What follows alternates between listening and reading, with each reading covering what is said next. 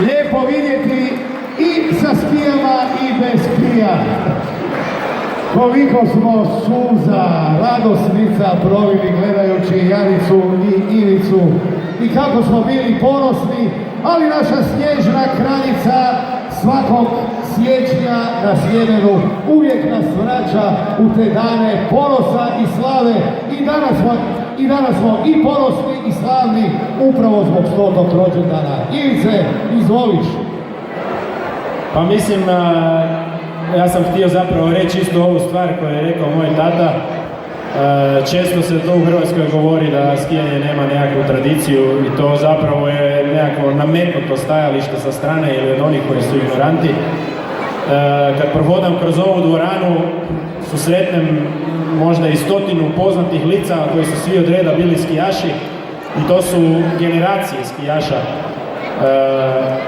I mogu vam reći s obzirom na to da su oni velikim dijelom dobro poznavali mog oca i on je bio dio te cijele priče. Svi oni su na neki način inspirirali i nas na našem putu, na našem skijaškom putu.